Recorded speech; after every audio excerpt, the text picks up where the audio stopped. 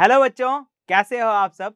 मैं गौरव आप सभी का स्वागत करता हूं कोर्स अलग इस यूट्यूब चैनल पे, जहां पे हम बात कर रहे हैं 3D ज्योमेट्री के रिलेटेड कि 3D ज्योमेट्री को हम यहां पर कैसे दिखा सकते हैं। मतलब हमारे पास 3D ज्योमेट्री को यहां पर दिखाने का कैसे, कार्टेशियन प्लेन पे कैसे दिखा सकते हैं। ये सारी चीजों के बारे में हमने लास्ट वाली वीडियो के अंदर कवर अप किया था। आज की वीडियो के अंदर हम 3D ज्योमेट्री से रिलेटेड एक और नए टॉपिक के बारे में डिस्कस करने वाले हैं, जिस टॉपिक के अंदर हम बात करेंगे कोऑर्डिनेट एक्सिस के बारे में कि कोऑर्डिनेट एक्सिस क्या होती है। मतलब हमारी जो ज्योमेट्री है उस ज्योमेट्री को 3D में मैं कहीं पे भी रख दूं। 3D में रखने का मतलब क्या है, जस्ट लाइक ये मेरा बॉक्स है, इस बॉक्स को जस्ट मैं यहाँ पर रख रहा हूँ। अब ये पिज्जा का बॉक्स नहीं है, आप ऐसा मत समझिएगा, मैं बस ऐसे ही बॉक्स उठा के लेके आया था आपको समझाने के लिए कि क्या हो रहा है, हम 3D ज्योमेट्री में क्या कर रहे हैं। तो देखिए यहाँ पर ये बहुत सारे डायग्राम पड़े हैं, ठीक है, पड़े मतलब रखे हुए हैं यहाँ पर। तो कुछ इस तरह से ये बॉक्स लेके आया मैं यहाँ पर, और इस बॉक्स को मैं यहाँ पे रख देता हूँ। जैसे लास्ट वाले वीडियो के अंदर भी मैंने आपको बताया था कि यदि मैं इस बॉक्स को हवा में कहीं रख दूं और मैं आपसे पूछूं कि इसकी पोजीशन क्या है, तो आप क्या बोलेंगे, सर हवा में एक बॉक्स पड़ा है, वहां से हम इसकी पोजीशन निकाल। लेकिन ऐसा नहीं होता है।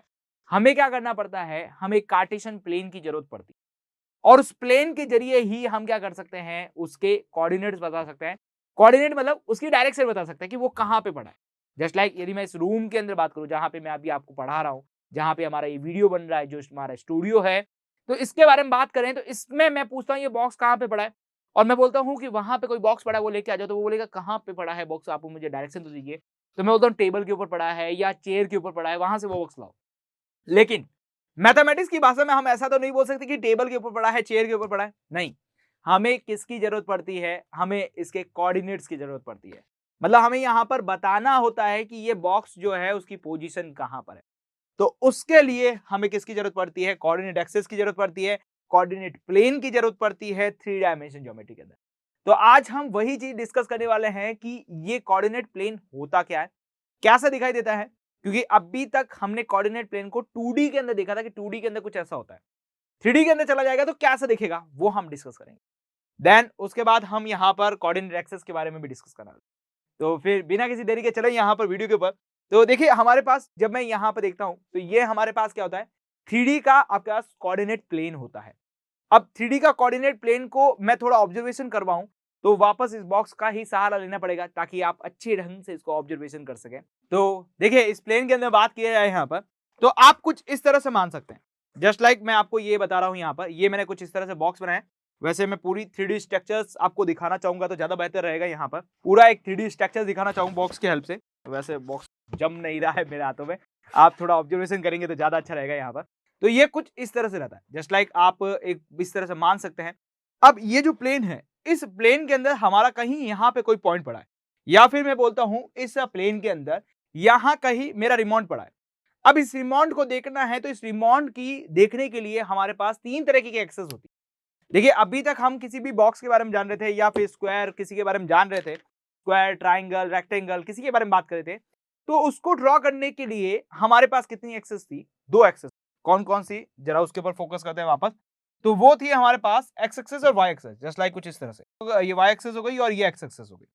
क्लियर, इसको लिख भी देता है, ये एक्स एक्सेस है, ये वाई एक्सेस है, इस तरह से आपको दिखने को मिलती थी। लेकिन जब हम बात करते हैं 3D स्ट्रक्चर्स के बारे में, 3D स्ट्रक्चर्स का मतलब है जस्ट लाइक ये का बॉक्स, ठीक है, ये हमारे पास कैसा है, 3D स्ट्रक्चर्स है।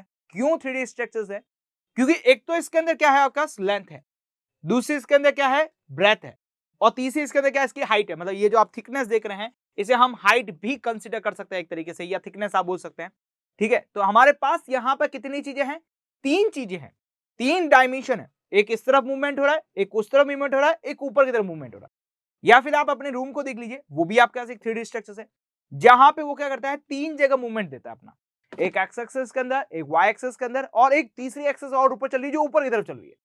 तो फिर वो तीसरी एक्सिस है कौन सी, तो वो तीसरी एक्सिस है जेड एक्सिस, और उसी से हम बनाते हैं 3D ज्योमेट्री। जो भी हम 3D मूवीज देखते हैं वो सारी की सारी क्या करते हैं, जो पहले 2D मूवी आपके पास इन 2 प्लेन के ऊपर चल रही थी, उनको क्या किया, बाहर की तरफ भी एक एक्सिस दे दी, और उस बाहर की तरफ एक एक्सिस देने से क्या हो गया, वो 3D के अंदर कन्वर्ट हो गई। अब इसके अंदर बात करें 3D के लिए कोऑर्डिनेट प्लेन के बारे में, पहले तो हमने बात करी एक्सेस के बारे में, तो मैं एक्सेस एक बार बना लेता हूं आपके सामने। तो वो एक्सेस मैं कुछ इस तरह से बनाऊंगा, ये देखिए यहाँ पर आप इस डायग्राम को भी ऑब्जर्वेशन कर सकते हैं, सेम सेम पास में देखें। तो ये कुछ इस तरह से रहती है और इसको आप जेड दे सकते हैं। एक्स वाई जेड आप जिस तरह से आपको देना चाहिए, जैसा आपको प्लेन बनाना है वैसा आप बना सकते हैं, लेकिन आपके पास कुछ इस तरह से होता है। क्लियर? तो इसके अंदर आपके पास 3 एक्सिस दिखती है, जैसे कि देखिए आप यहाँ पर देख पाएंगे, मैंने आपको जस्ट इन बॉक्सेस से मिलके बताया था।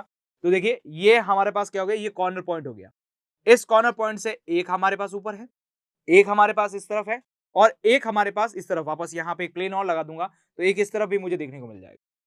अब इसके अंदर कहीं पॉइंट पड़ा है तो वो क्या होगा, इस एक्सिस से भी इसके साथ कोई डिस्टेंस बनाएगा, इस वाले प्लेन के साथ भी कोई डिस्टेंस बनाएगा और इस वाले प्लेन के साथ भी डिस्टेंस बनाएगा। मतलब कुल मिला के बात करें, जब हम यहां पे 3 प्लेन को एक दूसरे के साथ, देखिए एक प्लेन, दूसरा प्लेन और तीसरा प्लेन, 3 प्लेन को, जैसे ये बॉक्स मेरा एक प्लेन होता है तो मैं क्या करता हूं, इन तीनों प्लेन को एक साथ कट करता हूं, जस्ट लाइक कुछ इस तरह से।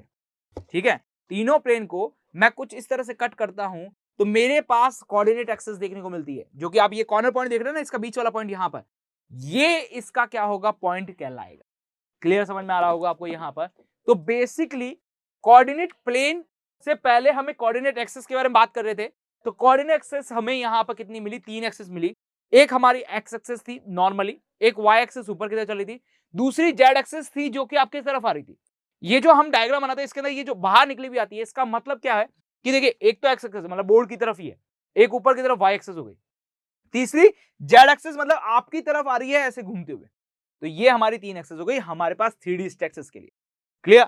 और इसके ऊपर जो बनने वाले प्लेन है, जैसे मैं एक्स वाई प्लेन की बात करूं तो ये एक्स वाई एक प्लेन हो जाएगा मेरे पास, यहां पर वाई जेड प्लेन की बात कर सकता हूं, जेड एक्स प्लेन की बात कर सकता हूं। ये जो आप प्लेन देख रहे हैं, ये ब्लू कलर का स्ट्रक्चर्स देख रहे हैं, ये क्या होता है, 3D प्लेन्स कहलाते हैं। 3D एक्सिस पे आपके पास कोऑर्डिनेट्स प्लेन कहलाते हैं।